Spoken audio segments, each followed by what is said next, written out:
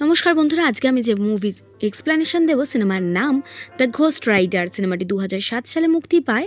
সিনেমাটি Marvel কমিক্সের ghost rider নামক একটি চরিত্রের উপরে তৈরি হয়েছে। তাহলে চলো শুরু করি মুভির এক্সপ্লেনেশন। সিনেমার শুরুতে আমরা দেখতে পাই বাবা ও ছেলে বাইকে স্টান্টম্যানের কাজ করছে। এইখানে ছেলের মন কিছুটা অন্যদিকে চলে যায় আর সে সেখানে পড়ে যায়। এখন বাবা তাকে জানায় সে যদি মনোযোগী না হয় কাজের বিষয়, তাহলে ভবিষ্যতে তাকে অনেক সমস্যার সম্মুখীন হতে হবে।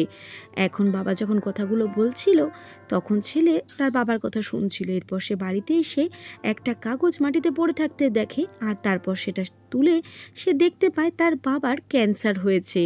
এখন বাবার এই অসুখের কথা জানতে পেরে সে মানসিকভাবে খুবই ভেঙে পড়ে। তার মনটা অন্যদিকে ঘোরানোর জন্য সে তার বাইকের কিছু সারাইয়ের কাজ করতে থাকে। এখন সে যখন কাজ করছিল তার সামনে একজন বৃদ্ধ আসে। সেই বৃদ্ধ জানায় যে সে যে স্টান্টম্যানের কাজ করে সেটা তার খুবই পছন্দ, তাই ভবিষ্যতে হতে পারে যে সে তার হয়ে কাজ করছে। এই কথাটা শোনার পর এখন ছেলেটি অর্থাৎ জনি জানায় কেন তার কি কোনো শোয়ের ব্যবসা আছে। এখন লোকটি জানায় যে হ্যাঁ, তার শো আছে, তবে পৃথিবীর সব থেকে বড় শো। এখন লোকটি জনিকে বলে তার বাবার তো ক্যান্সার, তার বাবাকে সে চাইলে ঠিক করে দিতে পারে। এখন জনি তার বাবার রোগ সারানোর জন্য যে কোনো অর্থই দিতে রাজি ছিল। এখন লোকটি বলে যে তাকে কোনো অর্থ দিতে হবে না, তার বদলে তাকে একটা চুক্তিতে শুধুমাত্র সই করতে হবে। এখন এই চুক্তিপত্রটা যখন জনি দেখছিল তখন তার হাতে একটা পেন বিঁধে যায় আর তার ফলে তার রক্তের এক ফোঁটা সেই চুক্তি কাগজের উপরে পড়ে যায়। এখন লোকটি বলে এই এক ফোঁটা রক্তই যথেষ্ট, জনিকে আলাদা করে আর কিছু করতে হবে না। এরপর দিন সকালবেলা যখন জনির ঘুম ভাঙে তার সকল কিছুই একটা দুঃস্বপ্ন বলে মনে হয়। এখন তার বাবা তার সাথে দেখা করতে আসে আর বলে যে সে এখন অনেকটাই সুস্থ বোধ করছে। সে বিগত 2 মাস ধরে এই ক্যান্সার হওয়ার কারণে বেশ অসুস্থ বোধ করছিল, কিন্তু আজ সকালে সে একদম স্বচ্ছন্দ বোধ করছে। আর ডাক্তারের কাছে সে যখন গেছিল ডাক্তারও বিশ্বাস করেনি যে তার শরীরে ক্যান্সার বলে কোনো রোগী এখন আর নেই। এই বলে সে আবার তার বাইকে স্টান্ট করতে বেরিয়ে যায়। এখন জনি জানায় যে সে স্টান্ট করতে চায় না, সে তার জীবনটাকে অন্যভাবে বাঁচতে চায়। তার বাবার সাথে আর সে স্টান্টে যেতে চায় না। তখন তার বাবা তাকে একটা বাইকের চাবি দেয়। এই বাইকটা জনির অনেক দিন ধরেই পছন্দ ছিল। এখন এই বাইকের চাবি দিয়ে তার নতুন জীবনের জন্য তার বাবা তাকে শুভেচ্ছা জানিয়ে সেখান থেকে চলে যায়। বাবার চলে যাওয়ার পর জনি খুবই খুশি হয়ে যায়। আসলে জনি একটি মেয়েকে ভালোবাসে যার নাম রোকসান। জনি চাইছে সেই মেয়েটির সাথে নতুন করে জীবন শুরু করতে, কিন্তু সে যখন বাইরে বেরোয় তখন একটা আওয়াজ শুনতে পায় আর তারপর সে পৌঁছে জানতে পারে তার বাবার অ্যাক্সিডেন্ট হয়েছে আর অ্যাক্সিডেন্টে সেখানেই তার বাবা মারা গেছেন। আবার জনি সেই বৃদ্ধ লোকটিকে সেইখানে দেখতে পায়। জনি এবার বাইক নিয়ে বেরিয়ে পড়ে। জনি উদ্দেশ্যহীনভাবে পাগলের মতন গতিতে বাইকটা চালাচ্ছিল, হঠাৎ করে তার পথে কিছু পাথর চলে আসে আর সে তার গতি সামলাতে না পেরে পড়ে যায়। আবার সে পথের মাঝখানে সেই বৃদ্ধ লোকটিকে দেখে। এখন জনি আর নিজের রাগ সামলাতে না পেরে বৃদ্ধ লোকটিকে বলে তার কারণেই তার বাবা মারা গেছে, সে এসেছিল বলেই তার বাবাকে আজকে বিনা কারণে মারা যেতে হলো। এখন লোকটি জনিকে জানায় যে জনির সোল এখন লোকটার কাছে, তাই জনি যাই করছে সে এখন লোকটার গোলাম অবস্থাতে করছে। সে চাইলে জনিকে মুক্তি দিতে পারে, কিন্তু তার আগে জনিকে তার জন্য একটা বিশাল কাজ করতে হবে। এরপর লোকটা সেখান থেকে চলে যায় আর জনি বাইক নিয়ে বেরিয়ে যায়। এখন যেতে যেতে রাস্তায় সে রেক্সানকে দেখে। এই পথটা থেকেই রেক্সানের সাথে তার আলাদা হয়ে নতুন জীবন শুরু করার কথা ছিল, কিন্তু জনি সেটা করতে পারে না আর রেক্সানও তার প্রতি খুবই কষ্ট পেয়ে সেখান থেকে চলে যায়। এখন দৃশ্য বহু বছর বাদে দেখানো হয়। জনি এখন নামকরা স্টান্টম্যান। স্টান্ট করতে গিয়ে সে সেটে একবার বিশাল অ্যাক্সিডেন্টের সম্মুখীন হয়। তখন বাকিরা ভাবে হয়তো জনি মারা গেছে, কিন্তু কাছে এসে দেখে না, জনি বেঁচে আছে, বরং তার কোনো ক্ষতি হয়নি।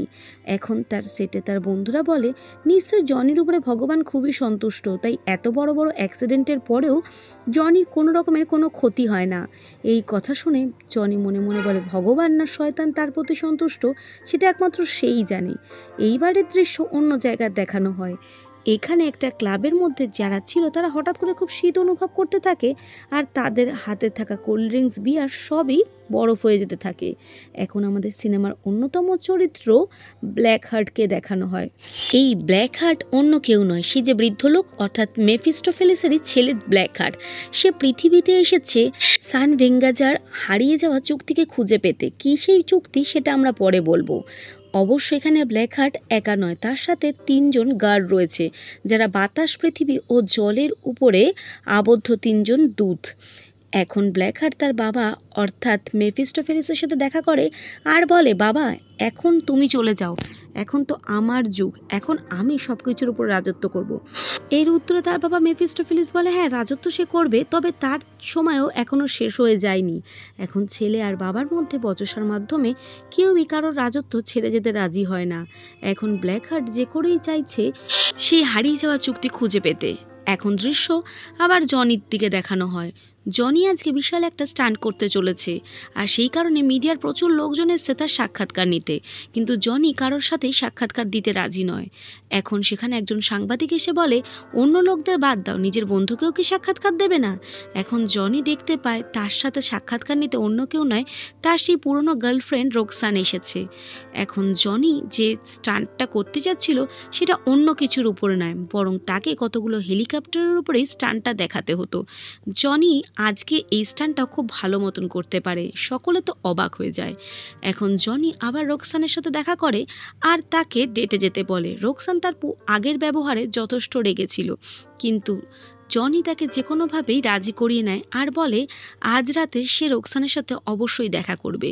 সেই রাত্রে দেখা করতে যাওয়ার জন্য যখন জনি রেডি হচ্ছিল, সে লক্ষ্য করে তার হাতটা ক্রমশ লাল হয়ে যাচ্ছে। আর আবার সেখানে সেই বৃদ্ধ লোকটি অর্থাৎ মেফিস্টোফেলিস এসে দেখা করতে থাকে। মেফিস্টোফেলিসকে দেখে তো জনি প্রচণ্ড রেগে যায়। সে লক্ষ্য করে তার বাইকের মধ্যে কিছু পরিবর্তন হচ্ছে। এখন মেফিস্টোফেলিস বলে এখন জনি তার গার্লফ্রেন্ডের সাথে নয়, বরং তার কাজ করার জন্য যাবে। এখন মেফিস্টোফেলিস জনিকে জানায় যে এখন থেকে জনি নতুন ঘোস্ট রাইডার হয়ে গেছে। এখন সে যদি ব্ল্যাক হার্টকে পরাজিত করতে পারে তাহলে মেফিস্টোফেলিস জনির আত্মাকে আবার ফিরিয়ে দেবে। কিন্তু এই কথাগুলো জনির একেবারেই পছন্দ হয় না। সে সেখান থেকে চলে যাওয়ার জন্য বাইকে স্টার্ট দিতে যায়, কিন্তু তার বাইক কিছুতেই স্টার্ট নেয় না। এখন মেফিস্টোফেলিস মাটিতে তার দণ্ডটি দিয়ে জোরে আঘাত করলেই জনির বাইক খুব জোরে দ্রুত গতিতে ছুটতে থাকে, এত জোরে যেটা জনি কল্পনাও করতে পারে না। জনির বাইকটি এত স্পিডে চলছিল যে কিছুক্ষণের মধ্যে তার বাইকের টায়ারে আগুন ধরে যায় এবং তার থেকে রাস্তায় এবং পার্শ্ববর্তী স্থানেও আগুন ধরে যেতে শুরু করে। জনি কিছুক্ষণের মধ্যে লক্ষ্য করে তার সারা শরীর আগুনে জ্বলে যাচ্ছে আর তার শরীরটা কিছুক্ষণের মধ্যে পুড়ে একটা কঙ্কাল বেরিয়ে আসে। জনি এই পরিস্থিতিতে প্রচণ্ডভাবেই অবাক হয়ে যায়। তার কাছে এই সমস্ত বিষয়গুলোই নতুন হয়ে দেখা দেয়। এখন জনির সামনে আসে ব্ল্যাক হার্ট। এখন জনির সাথে ব্ল্যাক হার্টের কিছুটা হাতাহাতি হওয়ার পর ব্ল্যাক হার্টের সাথে যে 3 জন সঙ্গী ছিল তাদের মধ্যে একজন জনির পিছনে ধাওয়া করতে থাকে আর জনি সেই লোকটির সাথে কিছুক্ষণ জনের হাতাহাতি হওয়ার পর জনি খুব সহজেই তাকে মেরে দেয়।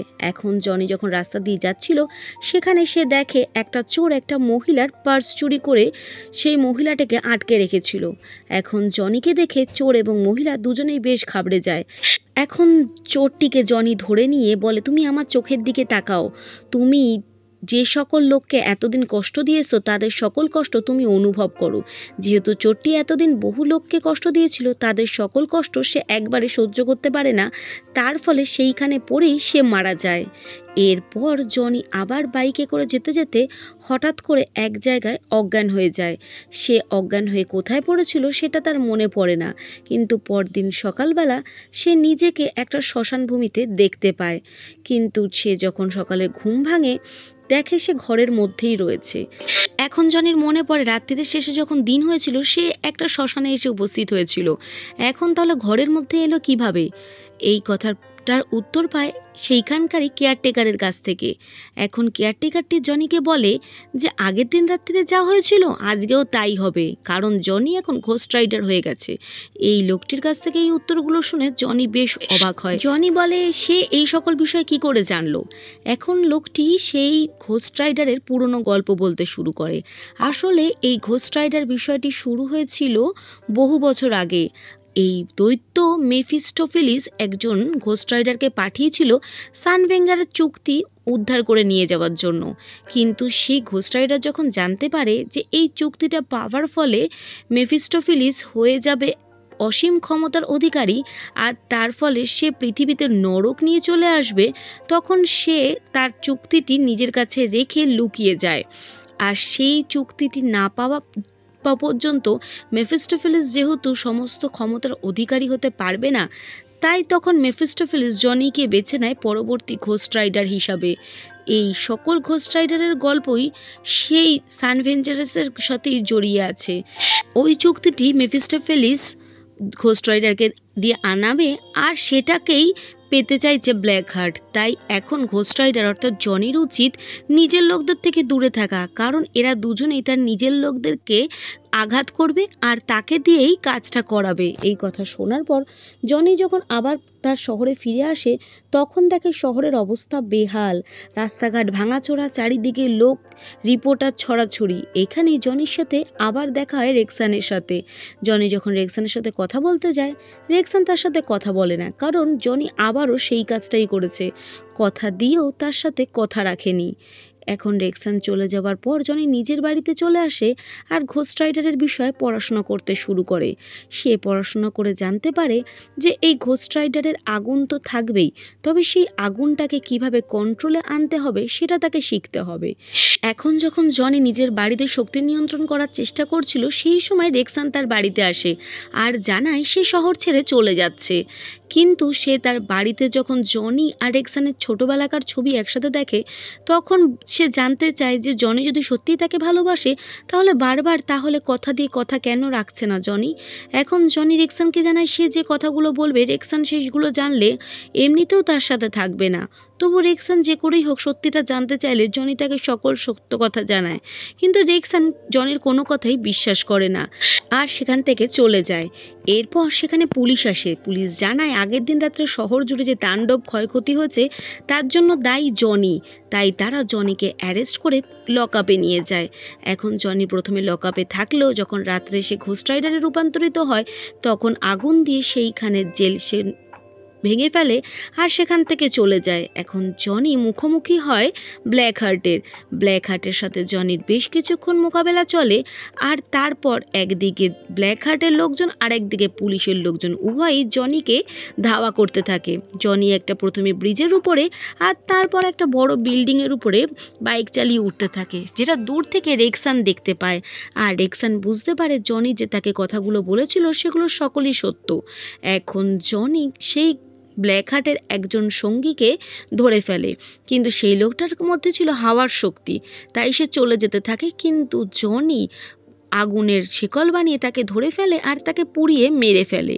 এর পরদিন সকালে জনি আবার এসে হাজির হয় সেই বৃদ্ধ কেয়ারটেকারটির কাছে। এখন জনি যে করেই হোক তার কাছ থেকে বাকি সত্যটা জানতে চায়। এখন সেই কেয়ারটেকারটি তার পূর্বসূরি কার্টার স্লেডের কথা বলে। সে একজন টেক্সাস রেঞ্জার ছিল যে সানভেঞ্জার গোপন চুক্তিটি করেছিল। জনির বাকি যে প্রশ্ন সেগুলোর সকল উত্তর ওই সানভেঞ্জারতেই রয়েছে, তাই সকল সত্য জানতে হলে সেখানেই যেতে হবে। এই কথাগুলো শোনার পর জনি আবার তার বাড়িতে ফিরে আসে। এখন জনি দুটো পার্সোনালিটি জীবন যাপন করছিল। রাত্রিবেলা হলে ঘোস্ট রাইডার আর দিনের বেলায় সূর্যালোকে সাধারণ মানুষের মতন জীবনযাপন। জনি যখন বাড়িতে পৌঁছায় তখন দেখে তার বন্ধু রেক্সানকে ব্ল্যাক হার্ট বন্দি করে রেখেছে। আর ব্ল্যাক হার্ট জানায় সে যদি সত্যিই চায় তার বান্ধবীর কোনো ক্ষতি না হয়, তাই তার জন্য যেন সে সেই সানভেঞ্জারের চুক্তিপত্রটা নিয়ে সানভেঞ্জারে এসে দেখা করে। এখন জনি অনেকভাবে চেষ্টা করে ব্ল্যাক হার্টকে বাঁচাতে, কিন্তু ব্ল্যাক হার্টের কাছে প্রভূত শক্তি ছিল, তাই সে জনিকে হারিয়ে সেখান থেকে রেক্সানকে নিয়ে চলে যায়। এখন রেক্সান চলে যাওয়ার পর জনির কাছে সানভেঞ্জারের চুক্তিপত্রটি সংগ্রহ করা ছাড়া আর কোনো উপায় থাকে না, তাই সে আবার সেই কেয়ারটেকারটির কাছে যায়। কেয়ারটেকারটি জানায় আসল চুক্তিপত্রটি তার কাছেই রয়েছে। কেয়ারটেকার সেই চুক্তিপত্রটি জনিকে দিতেও রাজি হয়ে যায়। তিনি বলে বাকিরা এই চুক্তিপত্রটি চাইছে শুধুমাত্র লোভের কারণে, কিন্তু জনি একমাত্র যে এটি চাইছে ভালোবাসার কারণে। আর সে যে মেফিস্টোফেলিসের সাথে এই চুক্তিতে আবদ্ধ হয়েছে সেটাও তার বাবার প্রতি ভালোবাসার কারণে। যেহেতু তার মধ্যে ভালোবাসা রয়েছে তাই জন্য ভগবানও তাকে সহায়তা করছে। এখন এই কেয়ারটেকারটি বলে সেও জনির সাথে যাবে সানভেঞ্জারাসে। তখন জনি বলে সে যাবে, কিন্তু সেটা তো বহু দূরের পথ। তখন সেই কেয়ারটেকারটি বলে তার লাস্ট জার্নি এখনও বাকি আছে। এক দৃশ্যে আমরা দেখতে পাই এই কেয়ারটেকার ভদ্রলোকটি হচ্ছে সেই ঘোস্ট রাইডার যে কিনা এই চুক্তিপত্রটি নিজের কাছে এত বছর ধরে লুকিয়ে রেখেছিল। এখন সেই কেয়ারটেকার আর জনি দুজনে মিলেই সানভেঞ্জারাসের উদ্দেশ্যে রওনা হয়ে যায়। দুজন যখন পৌঁছায় তখন কেয়ারটেকারটি জানায় যে তার গন্তব্য এত দূর পর্যন্তই ছিল, আর দূরে সে যেতে পারবে না। এই বলে সে জনিকে একটা গান দিয়ে যায় আর সেখান থেকে সে ফেরত চলে যায়। জনি এখন বেরিয়ে পড়ে রেক্সানকে বাঁচানোর জন্য। সে যখন ভিতরে যাচ্ছিল তখন 3 নম্বর ব্ল্যাক হার্টের যে রক্ষী ছিল সে জনিকে মারতে যায়, কিন্তু জলের নিচে হলো জনি কায়দা করে সেই রক্ষীটাকেও খুন করে পৌঁছে যায় সোজাসুজি ব্ল্যাক হার্টের কাছে। এখন ব্ল্যাক হার্টকে চুক্তিটা দেয়, কিন্তু ব্ল্যাক হার্ট রেক্সানকে ফেরত না দিয়ে বরং দূরে ছুঁড়ে ফেলে দেয়। এখন ব্ল্যাক হার্টের সাথে জনির সাথে জোরদার মোকাবেলা চলতে থাকে। দুজনে দুজনকে প্রচুর আঘাত করতে থাকে, কিন্তু এর মধ্যে হঠাৎ করে সূর্যোদয় হয়ে যায়। সূর্যোদয় হয়ে গেলে ঘোস্ট রাইডারের সমস্ত শক্তি চলে যায়। জনি তখন সাধারণ মানুষ হয়ে যায়। এই বিষয়টা ব্ল্যাক হার্টের আগের থেকেই জানা ছিল, তাই সে জনিকে দূরে একটা আলোর জায়গায় ছুঁড়ে ফেলে দেয় আর চুক্তিটি খুলে। এখন ব্ল্যাক হার্ট বলতে থাকে এই সাইনোক্রানজাতে যত রকমের আত্মা আছে সকলে এসো আর আমার ভিতরে প্রবেশ করো। এইখানে থাকা সকল আত্মা এখন ব্ল্যাক হার্টের মধ্যে প্রবেশ করে আর ব্ল্যাক হার্ট প্রচুর পাওয়ারফুল হয়ে যায়। এখন রেক্সান জনিকে জানায় চলো আমরা চলে যাই এখান থেকে। ব্ল্যাক হার্টকে যেটা দেওয়া সেটা তো আমরা দিয়েই দিয়েছি, কিন্তু জনি জানায় যে সে সেখান থেকে যাবে না, কারণ এই খেলাটা সে শুরু করেছিল, এখন সেই শেষ করবে। এখন রেক্সান জানায় সে কেন? তখন জনি জানায় আসলে সে ঘোস্ট রাইডার, তাই তার কাজ শেষ করেই যাবে। এখন জনি ব্ল্যাক হার্টকে বাধা দিতে থাকলে ব্ল্যাক হার্ট জনিকে প্রচুর মারধর করে, তার গলা টিপে ধরে। জনি সেখান থেকে বাঁচার চেষ্টা করে কিন্তু পারে না। এই মুহূর্তে রেক্সান আসে আর জনির হাত থেকে পড়ে যাওয়া বন্দুকটা নিয়ে ব্ল্যাক হার্টকে আঘাত করে। এখন এই আঘাতে ব্ল্যাক হার্টের টুকরো টুকরো হয়ে যায়, কিন্তু ব্ল্যাক হার্ট এখন প্রচুর পাওয়ারফুল হওয়াতে সে নিজের এই টুকরো টুকরো শরীরগুলো থেকে আবার নিজেকে নতুন করে তৈরি করে। রেক্সানের হাতে যে বন্দুকটি ছিল সেটাতেও গুলি শেষ হয়ে যায়। এখন তার দিকে যখন ব্ল্যাক হার্ট এগোতে থাকে তখন রেক্সান তার হাতের বন্দুকটি জনির দিকে ছুঁড়ে দেয় আর জনি সেই বন্দুকটাতে আগুন কনভার্ট করে সেটি দিয়ে এখন ব্ল্যাক হার্টকে আঘাত করে। আবারও ব্ল্যাক হার্ট টুকরো টুকরো হয়ে যায়, কিন্তু আবার নিজেকে তৈরি করে নেয়। এইভাবে ব্ল্যাক হার্টকে কিছুতেই জনি মারতে পারে না, কিন্তু ব্ল্যাক হার্টকে মারার এখন একটা মোক্ষম উপায় জনির কাছে চলে আসে। সে এখন ব্ল্যাক হার্টের কাছে এসে বলে দেখো আমার চোখের দিকে দেখো, তোমার ভিতরে যে সকল আত্মারা রয়েছে তারা যাদের যাদের কষ্ট দিয়েছে তাদের সেই কষ্ট তুমি এখন অনুভব করো। যেহেতু ব্ল্যাক হার্টের ভিতরে এখন অজস্র আত্মা ছিল আর তারা প্রচুর লোকে কষ্ট দিয়েছিল, তাই এত কষ্ট সব একসাথে ব্ল্যাক হার্ট সহ্য করতে পারে না আর সেইখানে তখনই মারা যায়। এখন সেই মুহূর্তে আবার সেই বুড়ো লোকটি জনির কাছে আসে আর বলে জনি যেহেতু তার কাজটা ঠিক মতন করতে পেরেছে তাই সে জনিকে তার আত্মাটা ফিরিয়ে দিচ্ছে। এখন জনি চাইলে আবার একটা স্বাভাবিক জীবন যাপন করতে পারে, কিন্তু জনি বলে সে আর স্বাভাবিক জীবনে নয়, বরং এই শক্তিগুলোকে নিয়েই বেঁচে থাকবে। আর যেখানে যেখানে যা যা ভুল কাজ বা বাজে কাজ হবে সেই সকল ভুলের প্রতিশোধ জনি নেবে। এই কথাগুলো শুনে বৃদ্ধ লোকটি ভয় পেয়ে যায়। সে জনিকে একটা হুমকি দিয়ে সেইখান থেকে তার স্টিকে খুব জোরে আঘাত করে চলে যায়। জনি নিজের জীবনটা ঘোস্ট রাইডার হিসাবেই বেছে নেয়। রেক্সানও তার সাথেই থেকে যায়। তো বন্ধুরা এখানেই শেষ হয়ে যায় ঘোস্ট রাইডার মুভিটি। এক্সপ্লেনেশনটা তোমাদের কেমন লাগলো কমেন্ট সেকশনে এসে অবশ্যই জানিও। দেখা হবে পরের ভিডিওতে।